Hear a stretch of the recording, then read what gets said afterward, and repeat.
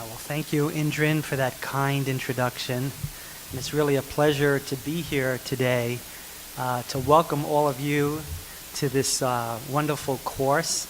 And we're very excited to see so many of you here, and also to be able to have the opportunity to host you tomorrow at Henry Ford Hospital.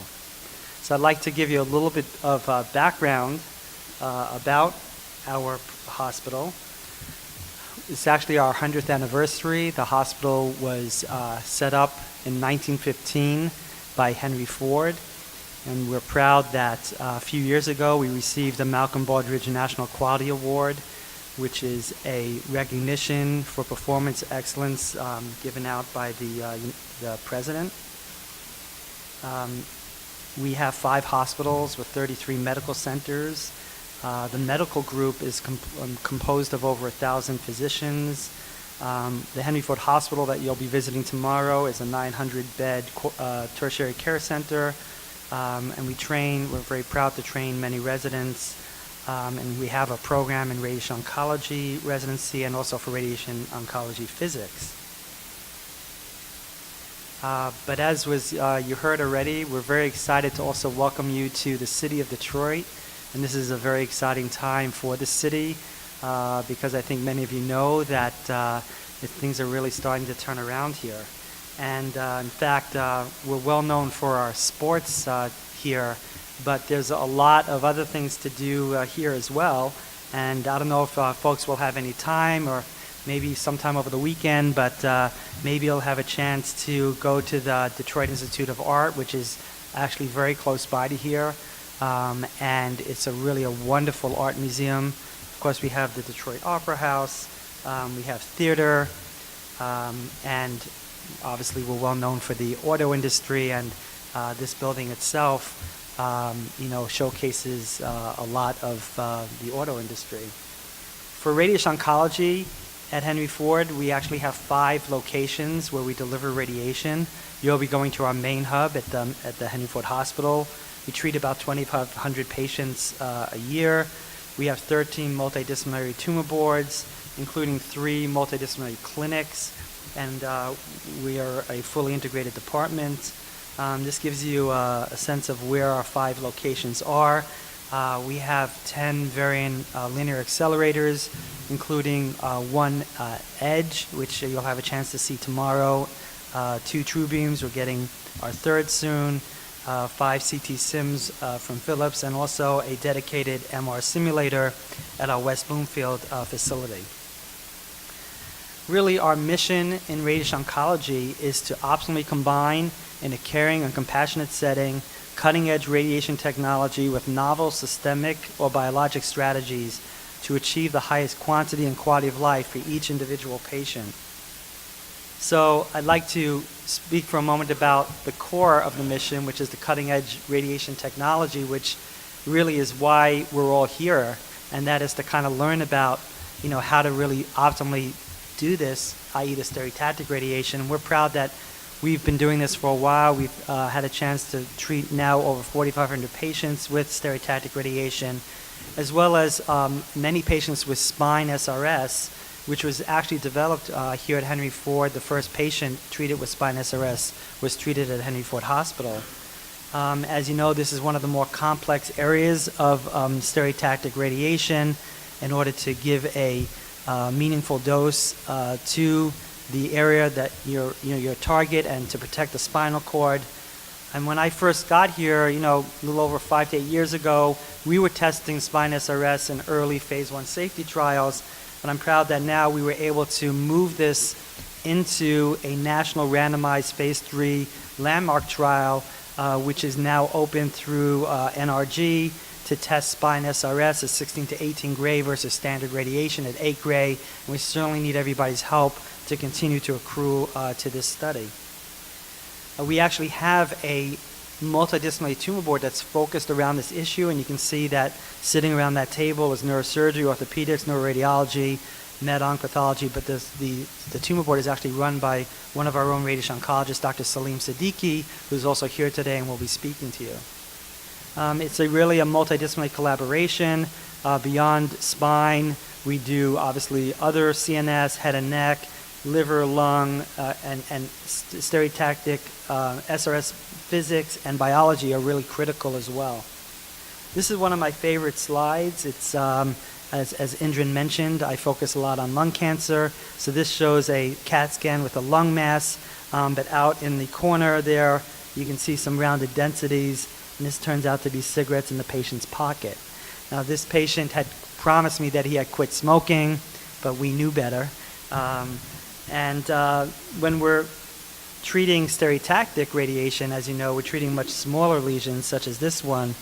This is a patient who was well into his 80s and really did phenomenally well, as most of our patients do, with tumor control rates and local control rates of over 90%, with only a small number of fractions of stereotactic radiation. This has really changed the landscape of what we can offer patients with early stage non-small cell, and as you know, it's beginning to rival surgery. I think this is something that we in our field can all be very proud of, something that really is impacting our patients and also helping them with their quality of life. But you can't do this without a wonderful team. I'm very privileged at Henry Ford that we have really a terrific team. Beyond the physicians, we have a wonderful team of physicists, dosimetrists, therapists, nurses, residents, IT staff, etc., students. I'd just like to shout out Dr. Indran Chetty, who is our director of physics. Without him and his team, we really wouldn't be able to do the things that I'm talking about today. It's really been an honor and pleasure to be able to work together with him. And as you know, he's a recognized leader in AAPM, Astro, etc.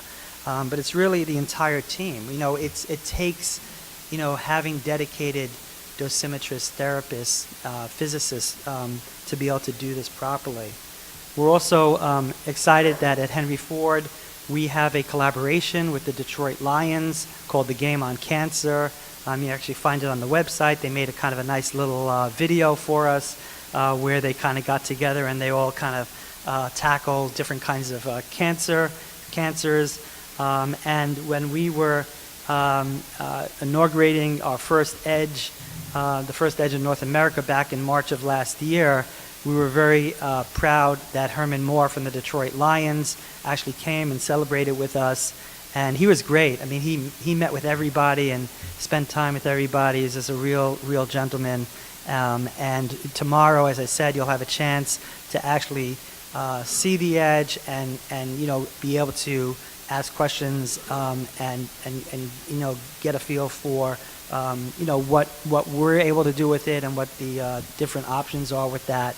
We do have our own course called Practical Start, focused on radiosurgery and stereotactic radiation, which focuses on helping people for being able to apply these concepts for the EDGE or the TrueBeam unit. And that's been going well. It's a multidisciplinary course. At the top left there is Dr. Kalkanis, who's the chairman of neurosurgery at our facility.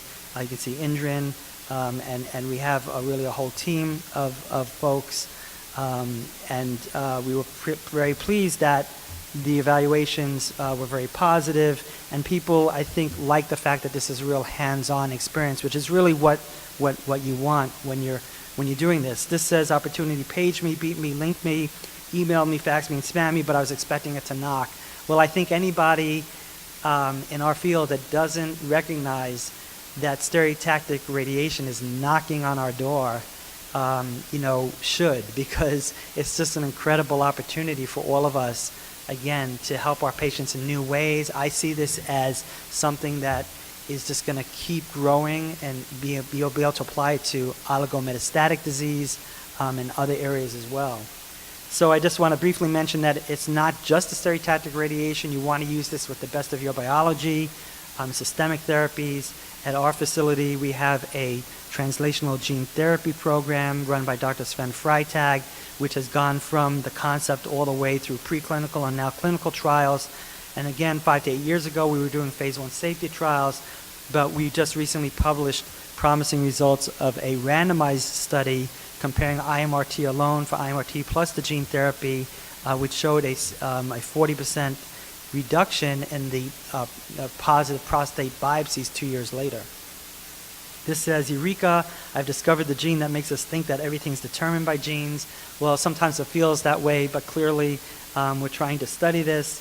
We have a whole bunch of grants, whether it be for gene therapy, in the physics division, and also related to clinical trials. And I think really we want to be able to look at these issues from a variety of different perspectives. But at the end of the day, the goal is to apply the best of our physics, the best of our technology, the best of our biology to achieve the highest quantity and quality of life for each individual patient. Because at the end of the day, it's how does this help our patients that really makes the difference. And we're very focused on patient-centered outcomes. Our own Dr. Walker has done work related to acupuncture and exercise programs for quality of life. And as Indran mentioned, I'm very involved in quality of life. And I really believe that the patient-reported outcomes are going to help us find those subtle but meaningful differences based upon all these different advances that we're making in technology. Because if we just look at this classic clinical toxicity outcome data, and we've shown this over and over again, we won't be able to find many of those subtle differences. So with that, I'd really just like to welcome all of you again. It's an honor for us to be a part of this and to be able to host you tomorrow at Henry Ford Hospital. We look forward to that. Thank you very much.